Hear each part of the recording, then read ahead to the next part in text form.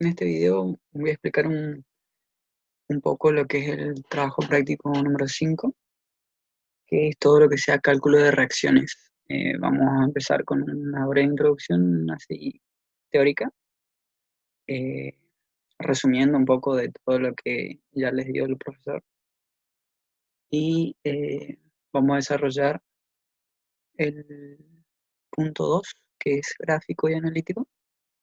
Y vamos, en el punto 2 hay 4 incisos, vamos a hacer 2, 1 y 1. Bueno, para empezar hay que tener en cuenta, presente, digamos, de que todo lo que sea estabilidad 1, o sea, el TP5 y TP6, en realidad, se trabaja en el plano.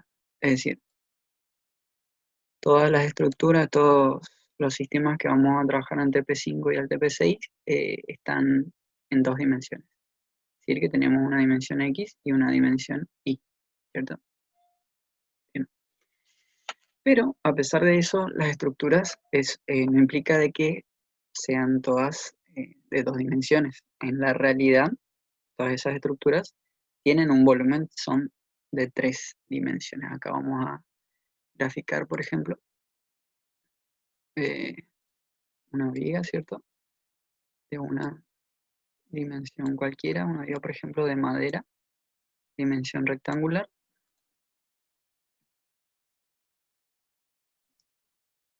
de sección rectangular, perdón, y dimensión, bueno, volumen prismático, por ejemplo.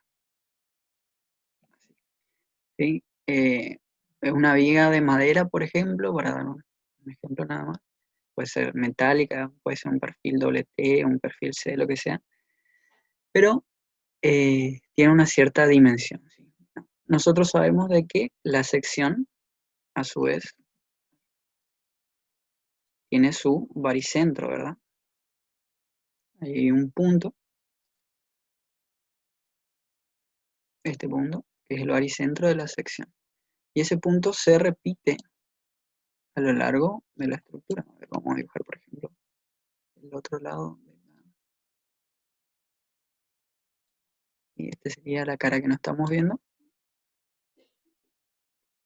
Entonces ahí queda mejor gráfica. Bien. Uniendo los dos baricentros de las dos secciones extremas de la figura, tenemos una línea. Ahora voy a poner en otro color, en rojo. Este es lo que se llama eje de la viga. Bien. Por el eje de la viga pasa un plano vertical. Ahora lo voy a dibujar en rojo también. Plano vertical que divide a la viga en dos secciones, en dos porciones, ¿cierto? Un prisma de acá para allá y un prisma de acá para acá. Bueno, ese eje de la viga es lo que nosotros dibujamos después en el trabajo práctico y lo que le llamamos chapa, ¿sí? Fíjense de que dada una estructura que tiene un volumen, hice en el flies de que si las cargas son simétricas y la sección es simétrica, podemos simplificarla primero en un plano, ¿sí? Su plano medio, que es ese plano que dibujé, y a su vez ese plano lo podemos simplificar por su eje medio, otra vez, que es la primera línea que le había dibujado. Bueno, esa línea, vamos a ponerle ahora en otro color, un poco más grueso, así, diferencia. Esta línea es lo que nosotros dibujamos como chapa, ¿sí? Eh, todos los gráficos, las estructuras que nosotros tengamos en el trabajo práctico 5 y 6, eh, pueden ser estructuras que tengan un volumen, nada más que están simplificadas de esta manera para que se entienda que es una chapa. No es simplemente una línea así que tiene una forma, que es como que está solamente en un plano, ¿se entiende? O sea, puede ocurrir eso también, pero no necesariamente, a eso es lo que voy. Bueno, teniendo en cuenta esto, entonces, nosotros vamos a trabajar con dibujando simplemente la chapa que es esa línea. Ahora, teniendo en cuenta una chapa cualquiera, por ejemplo, vamos hacer una línea, así, ¿sí? Nosotros en el plano, vamos a dibujar acá un par de ejes, este y este acá, bien grosero para que se entienda. Bueno, esta chapa que nosotros tenemos en este espacio XY se puede trasladar en el sentido de las X, ¿sí? Se puede trasladar en el sentido de las Y, así, y en el sentido de las Y, así. Ahora le hago las flechitas. Es decir, en el sentido de las Y puede ir o hacia arriba o hacia abajo. En el sentido de la X puede ir hacia la derecha o hacia la izquierda, ¿sí? Pero también puede ocurrir lo que se denomina giro, ¿sí? Puede rotar en cualquier sentido, ya sea hacia acá o hacia acá. Entonces, esta chapa, ¿sí?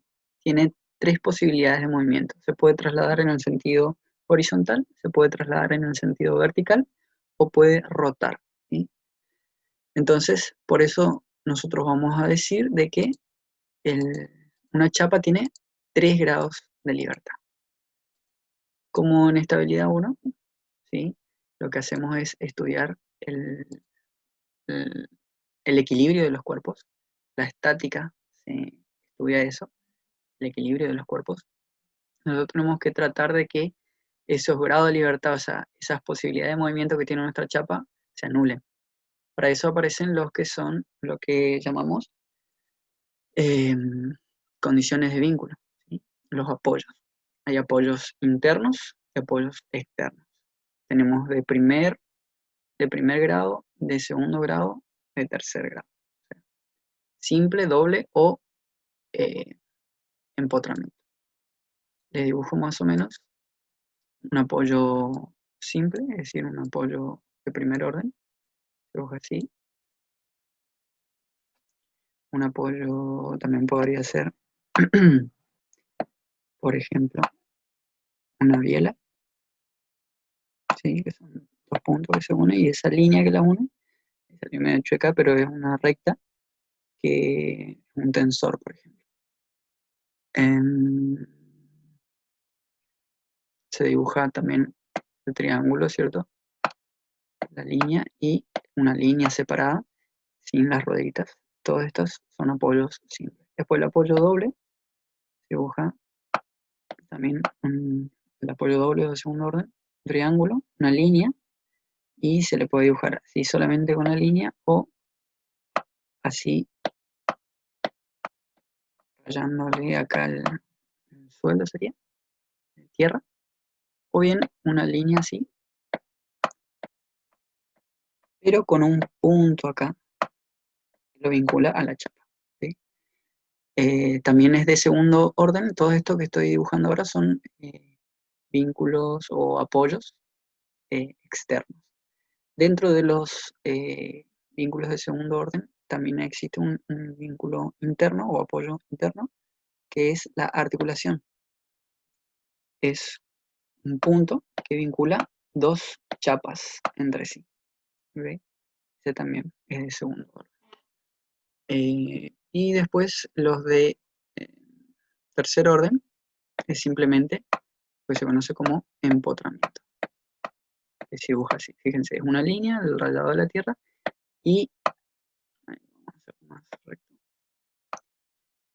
sale ya directamente la chapa. Fíjense la diferencia con este, que tiene un punto antes de la chapa, o sea, hay una articulación antes de la chapa y este no, directamente la chapa es como si fuese que está entrando acá, ¿sí?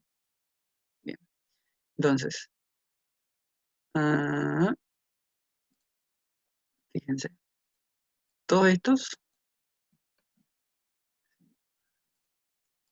estos son de primer orden, de segundo orden y de tercer orden. ¿Qué implica que sea primero, segundo y tercero? Que me restringen 1, 2 y 3 grados de libertad. Entonces, fíjense de que estos me restringen 1 grado de libertad, estos me restringen 2 grados de libertad y estos 3 grados de libertad, ¿sí? Entonces, una chapa dijimos que tenía 3 grados de libertad, ¿sí? Según una chapa esté vinculado a la Tierra con distintas combinaciones de estos apoyos, podemos obtener 3 casos. Un caso en donde los grados de libertad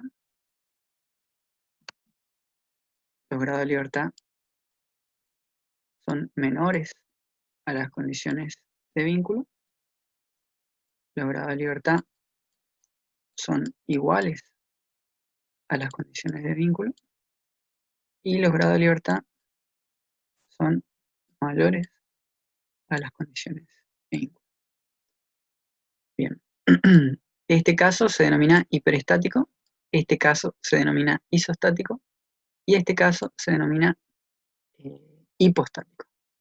El caso que a nosotros nos interesa es este de acá, que es el caso isostático, que es todo lo que se trabaja en estabilidad 1.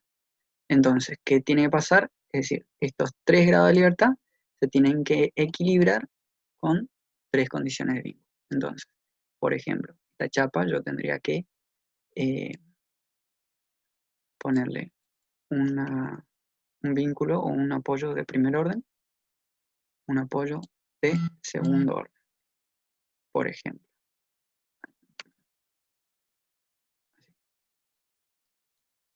¿Sí? Entonces, este me está restringiendo 1 grado de libertad y este 2 grados de libertad. Sumados me dan 3, entonces la estructura es isostática. Puede pasar también, por ejemplo, de que tengamos 2 y 3 apoyos de primer orden. 1, 2, 3. Ahí hay que buscar la combinación para que no ocurra lo que se denominan vínculos aparentes, que se pueden verlo también en la teoría. Y así uno puede combinar los vínculos buscando de que se equilibren con los grados de libertad, es decir, restrinjan todos los movimientos. Bien, eso por un lado. Una estructura no necesariamente es solamente una chapa, sino que pueden ser varias chapas. Y en ese caso pasa lo que les decía hoy, que aparecen los apoyos o vínculos internos, por ejemplo. Una chapa así y otra así, en un punto. Ahí, por ejemplo, exagerando le pongo, esa vendría a ser una articulación. Entonces yo voy a tener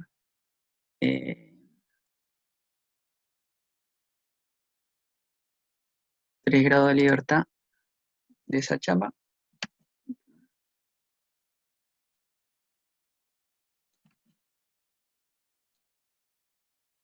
3 grados de libertad de esta chapa. Son 6 grados de libertad en total la estructura completa. O sea que necesito 6 condiciones de vínculo. Esta ya es, ya me restringe 2. Acá, por ejemplo, pongo un apoyo doble y otro apoyo doble.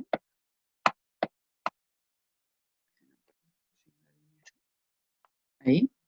Ya tengo 2 acá, 2 la articulación y 2 la otra.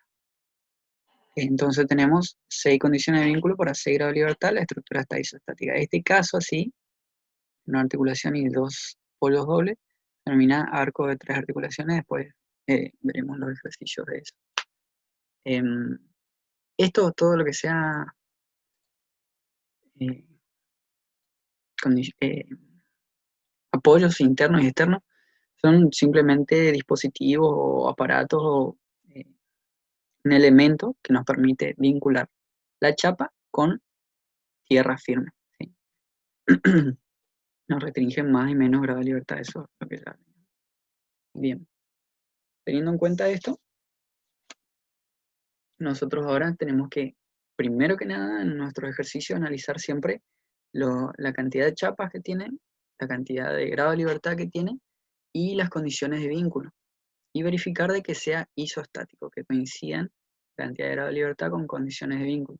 De esa forma podemos resolver ahora en estabilidad 1. En estabilidad 2 3 y siguientes ya aparecen estructuras que son hiperestáticas y distintos métodos de cálculo de ese tipo de estructuras. Nosotros estamos solamente en estática, tienen que ser isostáticas las estructuras para así poder aplicar las ecuaciones fundamentales del equilibrio, que son solamente 3.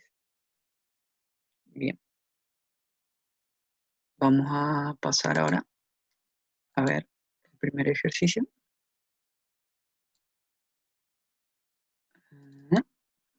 Bien. Este es el ejercicio 5.2, estructura A. Esa es la que vamos a ver. ¿Sí? Lo primero que hay que hacer es, acá decía la consigna que hay que resolver de forma gráfica y analítica. Vamos a resolver primero la parte gráfica y después la parte analítica, ¿sí? Fíjense de que acá podemos ver, voy a poner el cursor. Fíjense de que tenemos una carga 4P, una carga 2P, un apoyo acá doble, se llama A, un apoyo doble, se llama B, y después aparecen estas dos líneas acá con puntos en sus extremos. Si lo analizamos la estructura sin ver lo que el profesor le facilitó, podemos decir de que esta es una chapa, esta es otra chapa, esta es otra y esta es otra. Son 4 chapas, por lo tanto 4 por 3, 12 grados de libertad. Y acá tendríamos 2, 4, 6, 8, 10, 12. ¿Sí? Consideramos articulaciones a estos puntos que vinculan esta chapa con esta, por ejemplo, esta con esta, esta con esta. Pero ese no es el caso, ya que el profesor plantea de que esta de acá es una chapa, esta de acá es otra chapa, y estas dos estas dos líneas que están en el medio son nada más que bielas. Habíamos dicho de que las bielas son condiciones de vínculo que restringen un grado de libertad. Entonces tenemos 1, 2, 3, 4, 5, 6 condiciones de vínculo para, fíjense, dos chapas son también 6 grados de libertad. O sea que la estructura es isostática. Ese siempre es el primer análisis que tienen que hacer. Entonces vamos a pasar ahora a ver el desarrollo.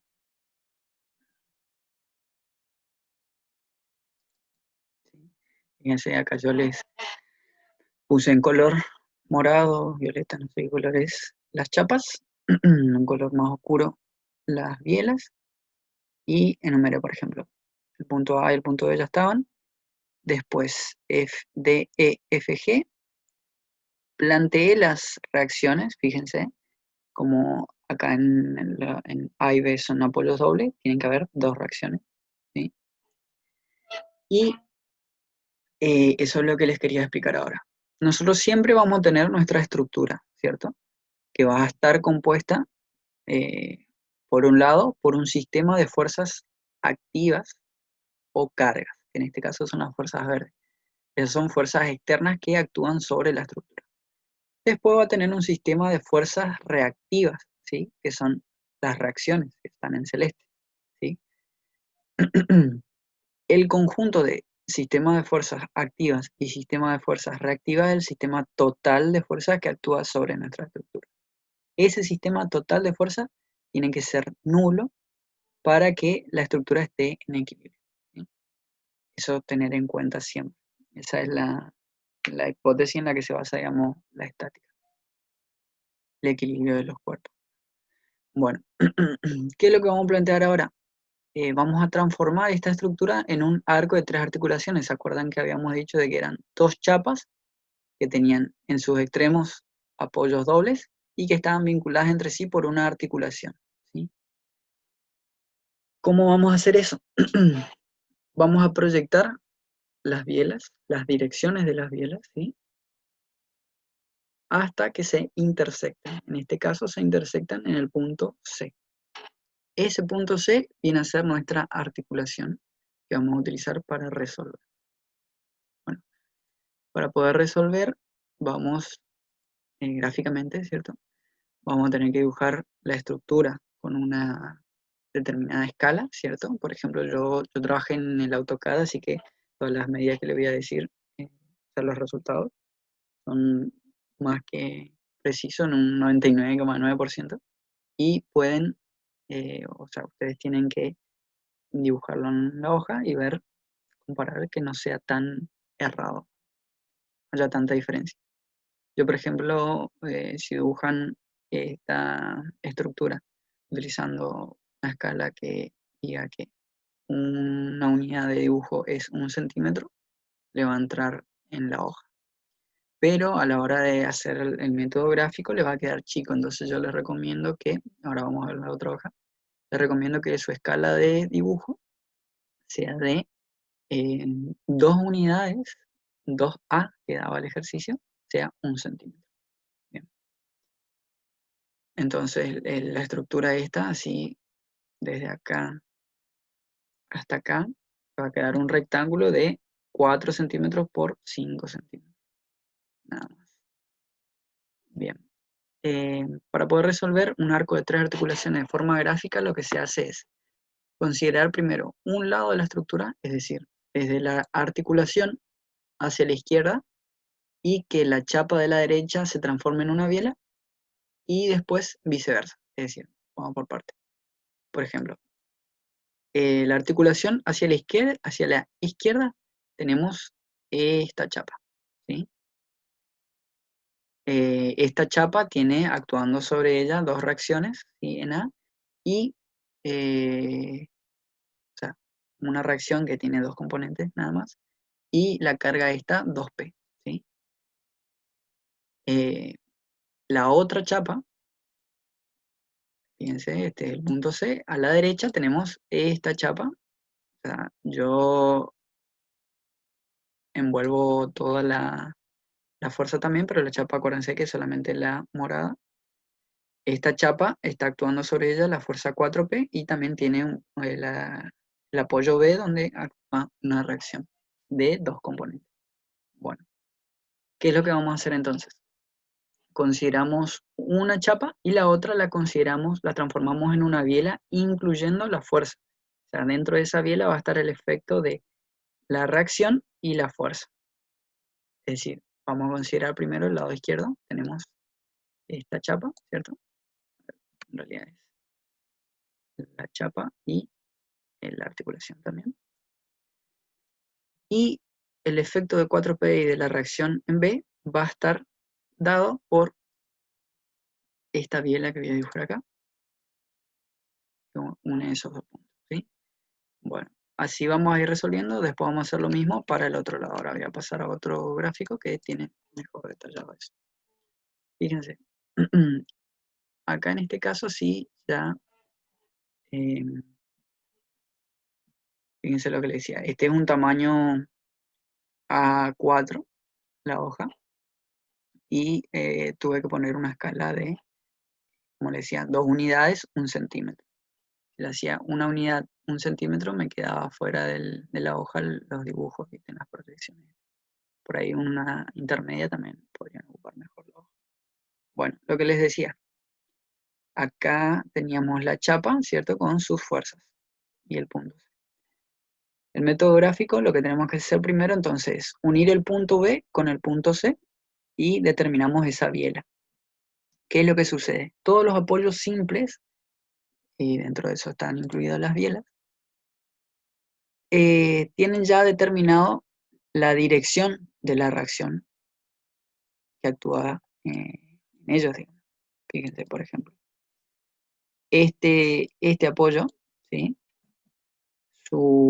La dirección de la reacción que actúa ahí siempre es perpendicular a su plano de apoyo. Fíjense, este de acá es el plano de apoyo, entonces la reacción ahí es siempre perpendicular a ese plano de apoyo. Fíjense, 90 grados. Y en una biela, la dirección de la reacción siempre es coincidente con la dirección de la biela. Entonces, en este caso, fíjense de que planteamos de que entre B y C hay una biela. Entonces, la reacción en ese punto va a tener esa dirección.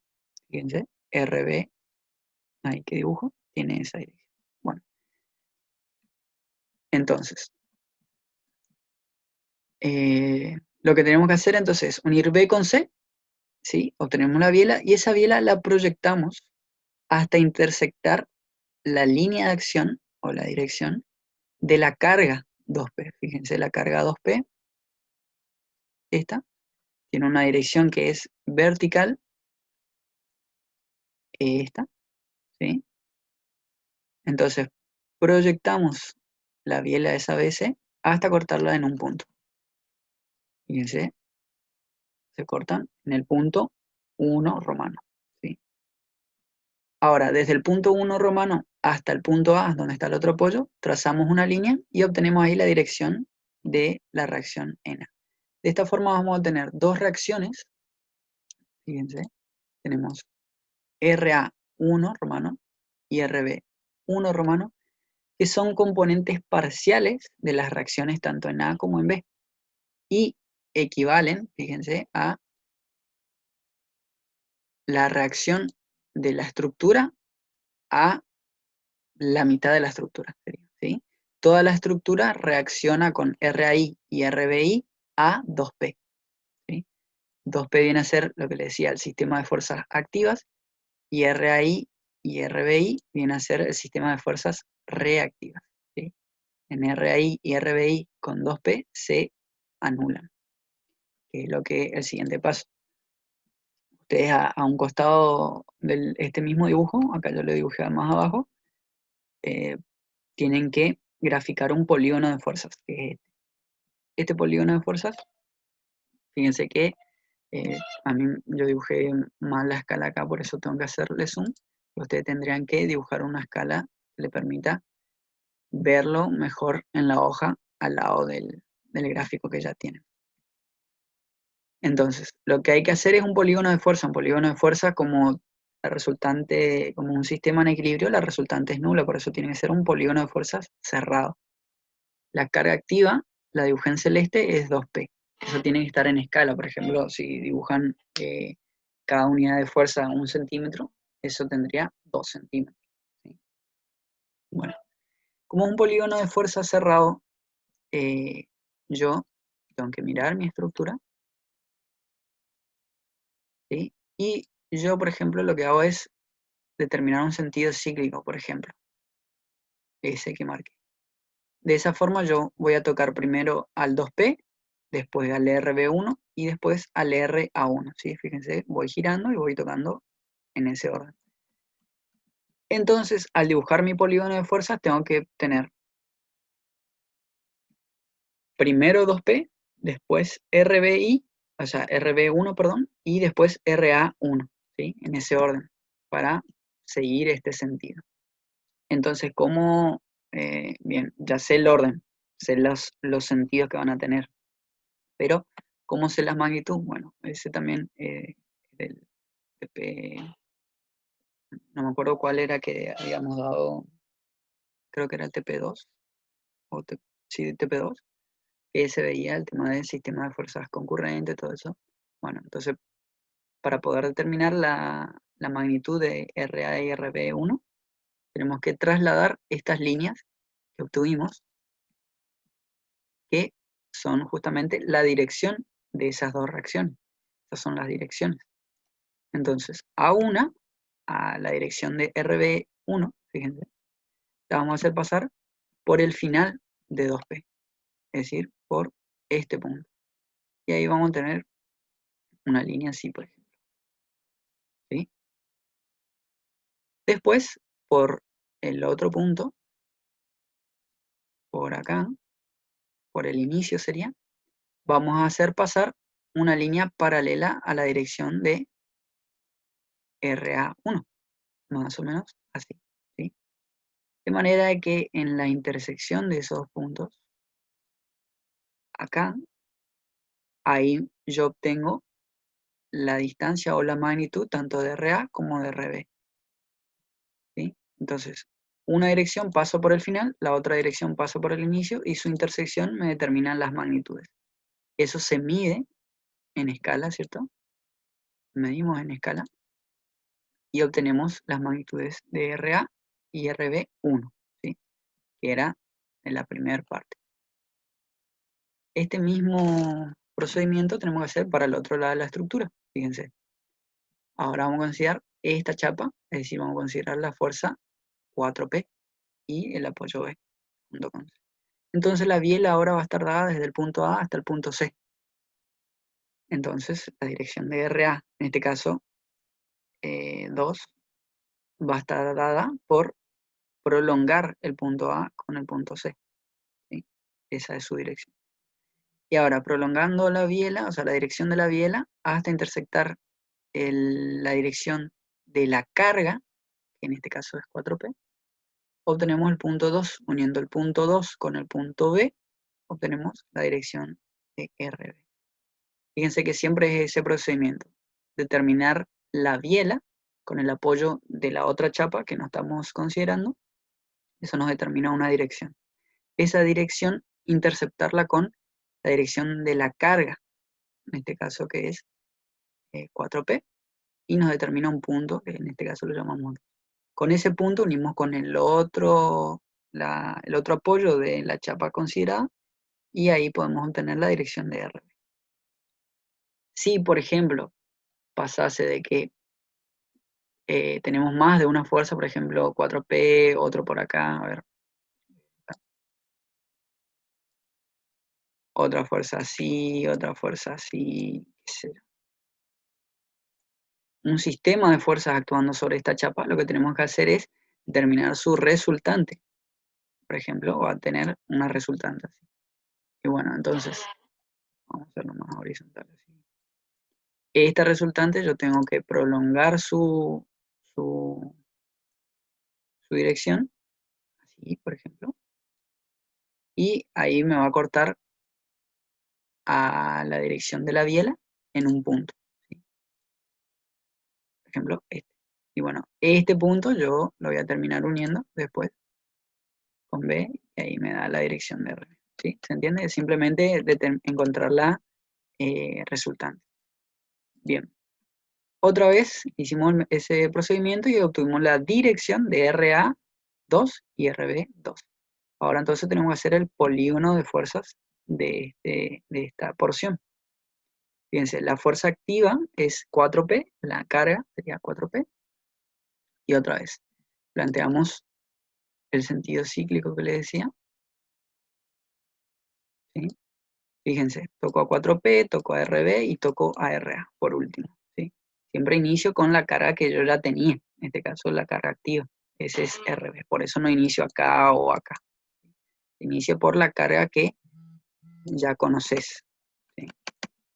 Bien. Entonces, tengo que poner la dirección de RB al final de 4P. Fíjense.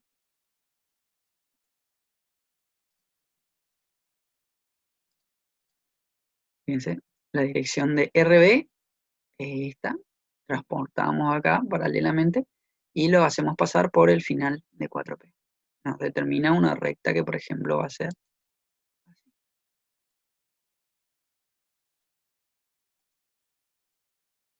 ¿Sí? Después hacemos lo mismo con la dirección de RA. Transportamos paralelamente, pero ahora por el inicio de 4P.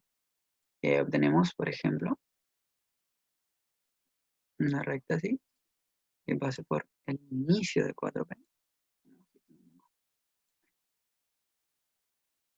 Por el inicio de 4P, y ahí tenemos el polígono de fuerzas. Para obtener la magnitud de RA y RB2, tenemos que intersectar, ¿se acuerdan? Vamos a acercar. ¿Sí? El punto de intersección sería ese punto de allí. Nos determina la magnitud de RB2 y RA2. Medimos, multiplicamos por la escala y obtenemos ahí la magnitud de RB2 y RA2.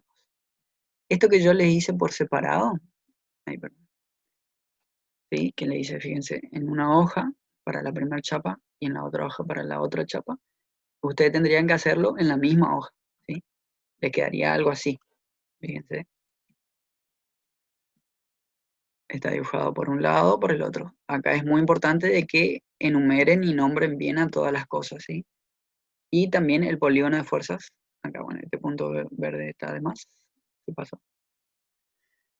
Enumeren bien las cosas, hagan su polígono de fuerzas, pero ahora con las dos cargas externas, 2P y 4P. Y las otros polígonos de fuerza que ya, las otras componentes del polígono de fuerza que vimos, fíjense que es RA, RA1, RA2, RB1 y RB2 también deben ir según como vimos anteriormente. Por ejemplo, yo voy a tener acá 1, 2 y 3. Entre 1 y 2 está la fuerza 2P, ¿cierto? Que va hacia abajo. Entre 2 y 3 está la fuerza 4P, que va hacia la izquierda.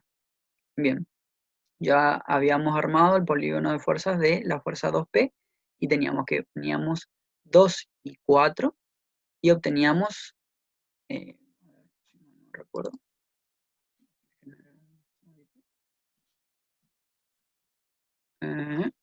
RB1, ¿sí?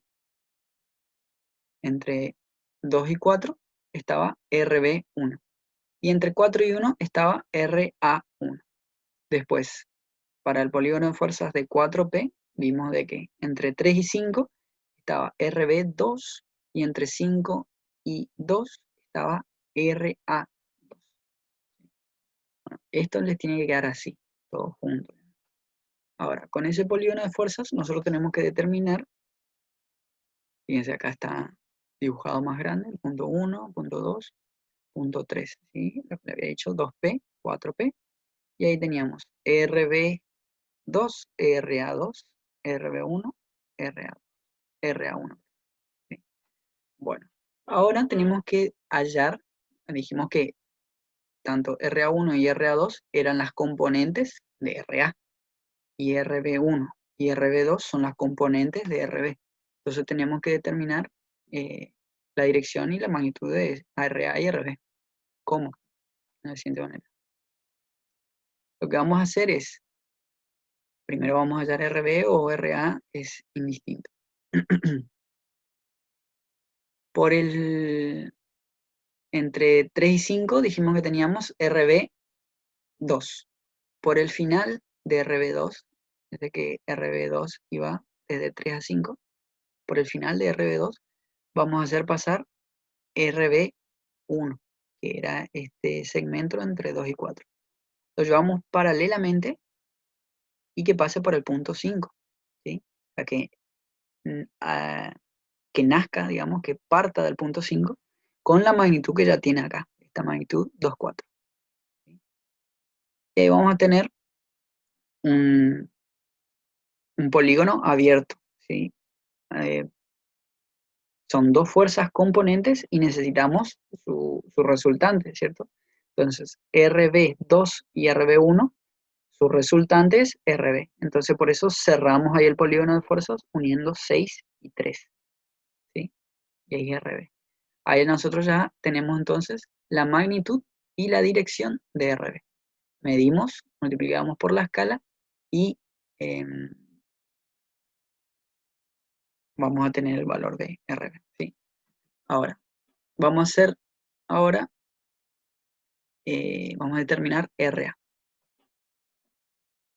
Lo que hacemos es, por el final, ahora donde habíamos quedado, fíjense, por el final del punto 6, ¿sí? Hacemos pasar una paralela a RA2 que habíamos dibujado, ¿sí? Es decir, este segmento 2, 5, ahora lo hacemos pasar a partir de 6 y va a unir exactamente entre 6 y 4. Fíjense, trasladarlo queda eso. Entonces ahí tenemos entre 6 y 4 el RA2 y entre 4 y 1 el RA1, que son las componentes de RA. Uniendo 6 con 1 obtenemos RA, su dirección y su magnitud si medimos y multiplicamos por la escala. Bien. Ahora lo que nos interesa para compararlo después con el analítico son las componentes verticales y horizontales tanto de RB como de RA. ¿Sí? Fíjense que es simplemente hacer pasar una horizontal y una vertical y medir y multiplicar por las caras. A mí en el AutoCAD, yo le voy a ir diciendo a partir de acá.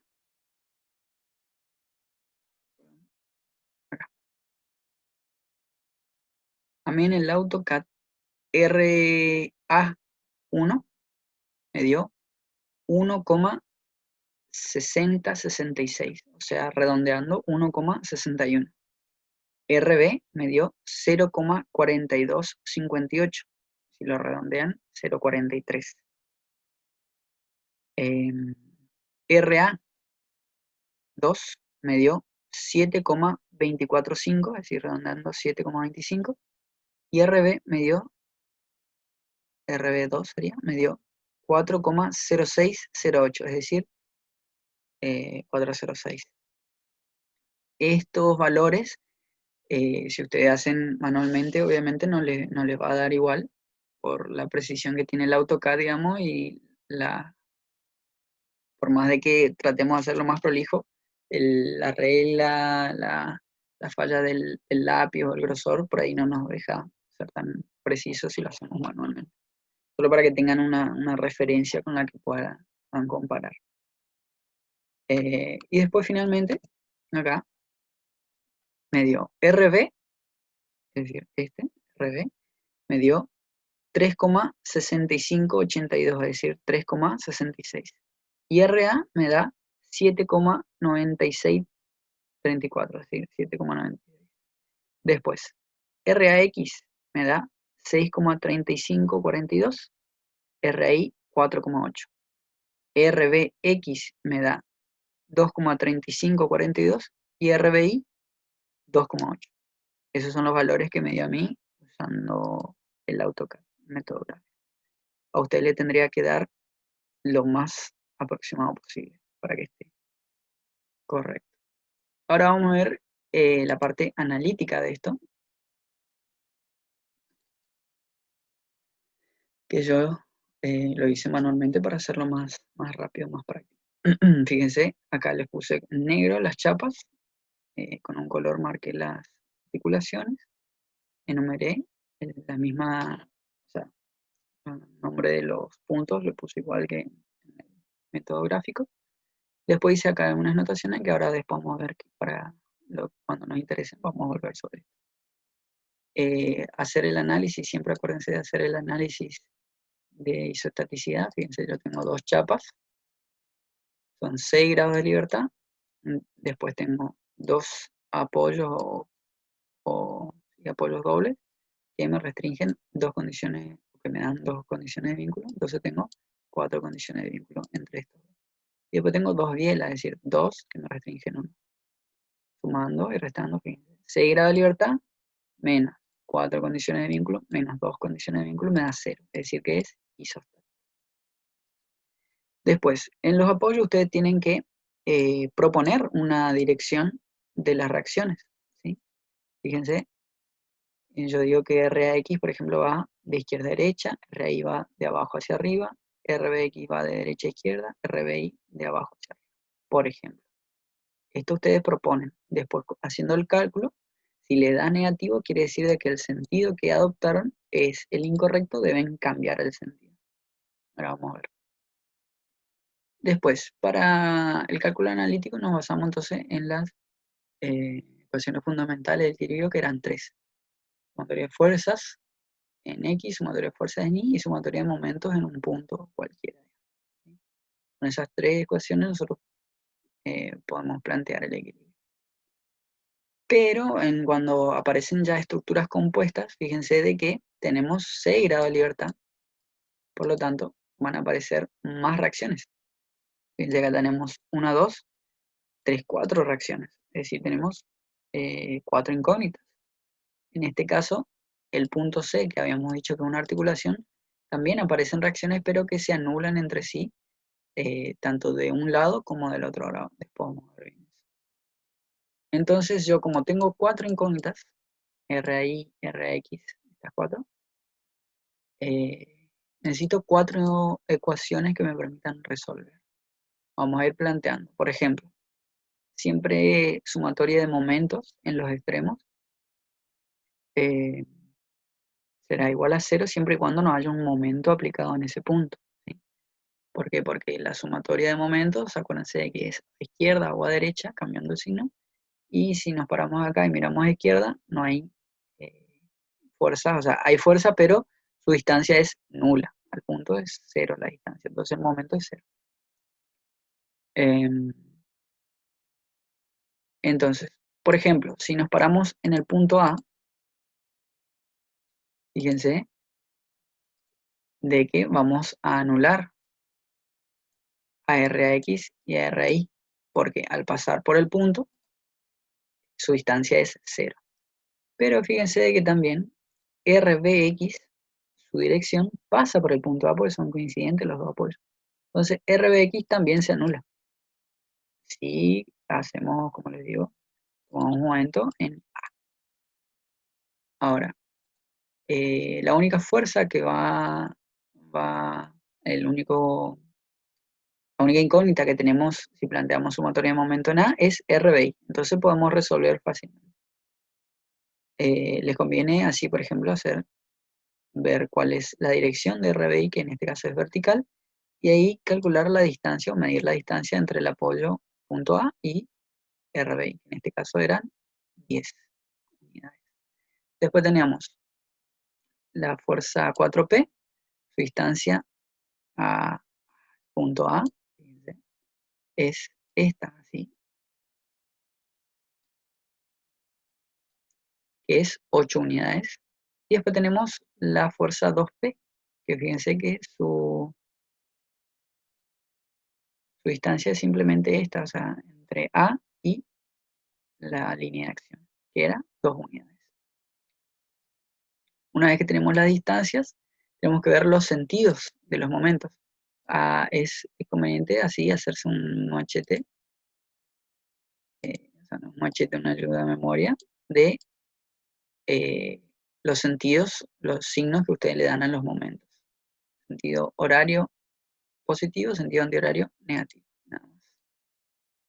Bien. Entonces vamos a hacer, por ejemplo, lo que yo les decía, sumatoria de momentos en A. RBI, teniendo en cuenta este sistema de signos, fíjense de que RBI va hacia arriba. Y si yo tengo en cuenta la fuerza de esta RBI en función al punto, imagínense de que esta línea rosada que yo dibujé es, como le decía yo en las primeras clases, de que es un hilo que atamos a una virome, por ejemplo, que gira en la dirección de la fuerza RBI, y al otro extremo del hilo lo apoyamos o lo apretamos contra el punto A. Entonces este hilo va a ser la línea rosada, va a estar tenso. Y al girar con el sentido que tiene la fuerza, va a determinarnos el sentido que va a tener alrededor del punto. Fíjense que es un sentido negativo, por eso ponemos signo negativo.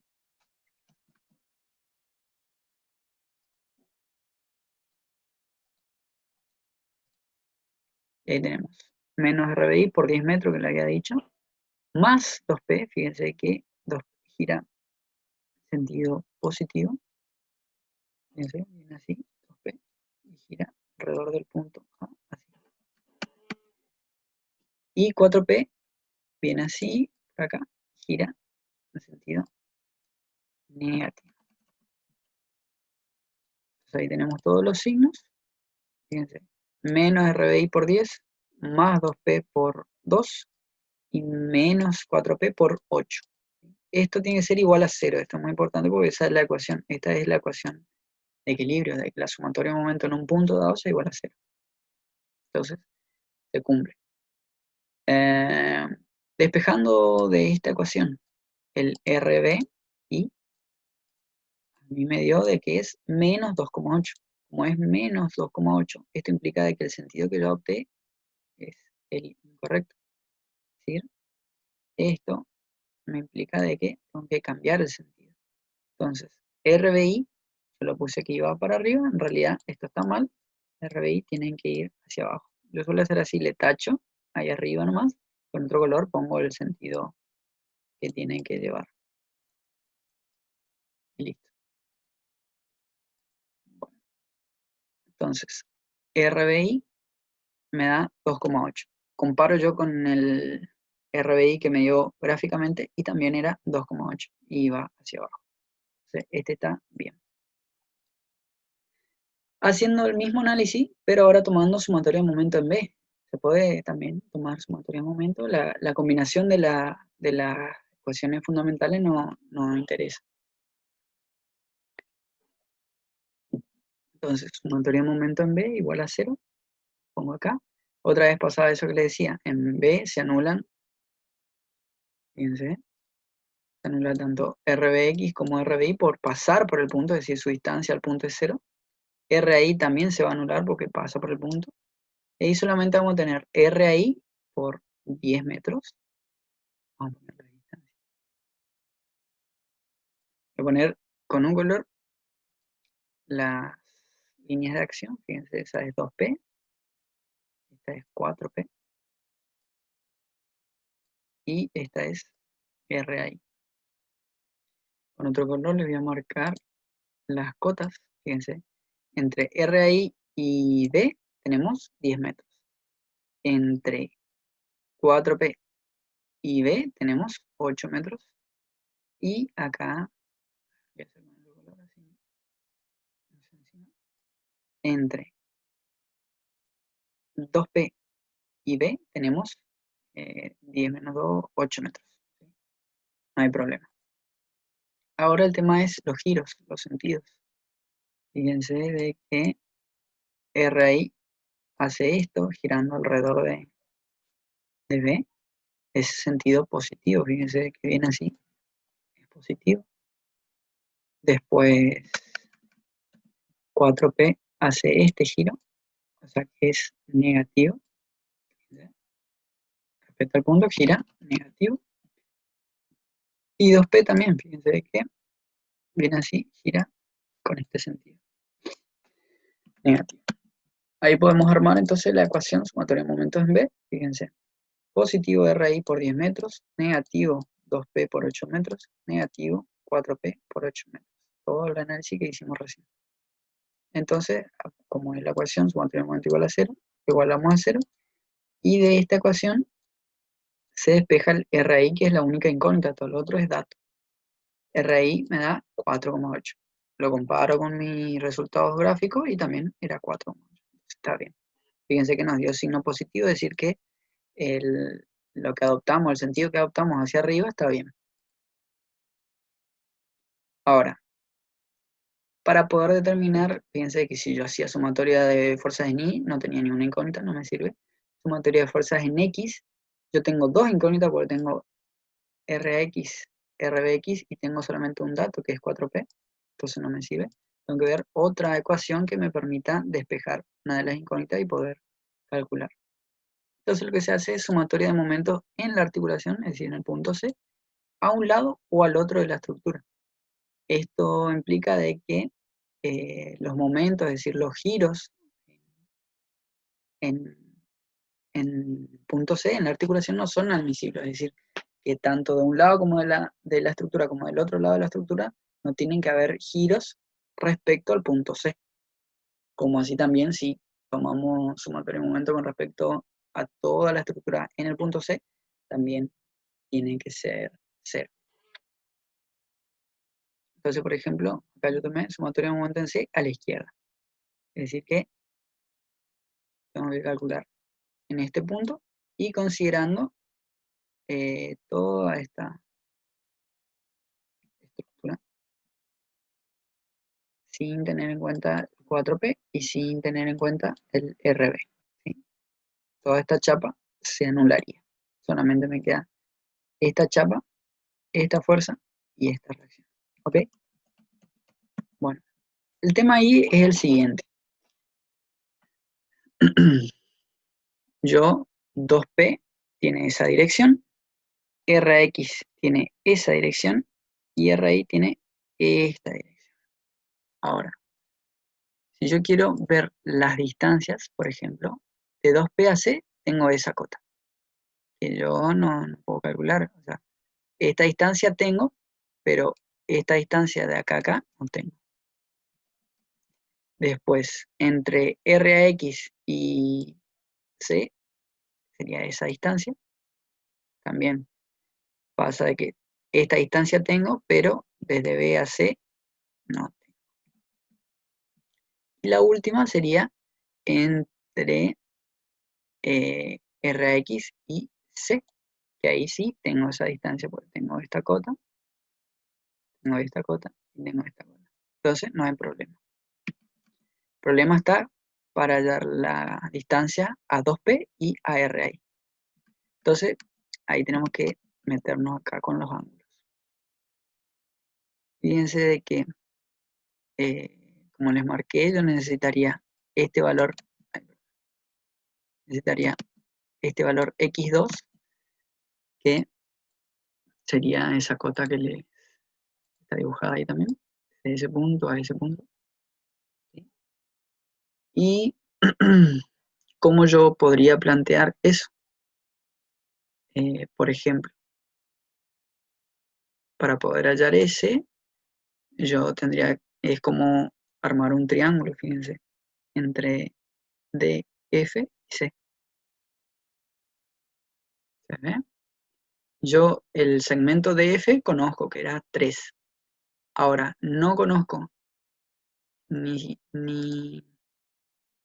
el ángulo alfa, ni la hipotenusa, ni el cateto x2. Entonces, ahí directamente no puedo resolver todavía. Lo que hago es por este otro lado. Tengo este triángulo desde acá hasta acá y la chapa, ¿sí? De los cuales yo conozco dos catetos,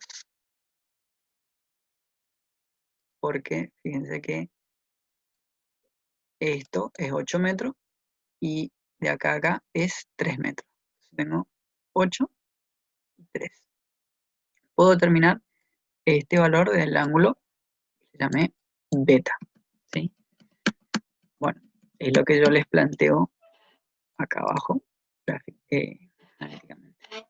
Fíjense, alfa todavía no puedo calcular, haciendo la tangente, me falta un dato que era x2. Bueno, voy con beta. Tangente de beta, yo sé que es seno sobre coseno, 3 sobre 8. Puedo calcular cuánto vale beta, que me da ese valor. Haciendo arco tangente de 3/8. Ahora, este ángulo beta, también yo, es el ángulo componente de otro triángulo. Fíjense, desde acá hasta acá, desde acá hasta acá, y desde acá. ¿Sí? Yo tengo esta cota, fíjense, de acá a acá es 2 metros, y desde F hasta E, es decir, hasta acá, esa línea, tengo 1 metro. O sea que este cateto de acá vale 3 metros. Yo tengo el ángulo beta y puedo hallar el otro cateto que es x1, que acá lo llamo x1. ¿Sí? Entonces, si yo hallo x1, fíjense lo que va a pasar. Tangente de beta es seno sobre coseno, x1 sobre 3. Me da que x1 es 1,125. Fíjense lo siguiente.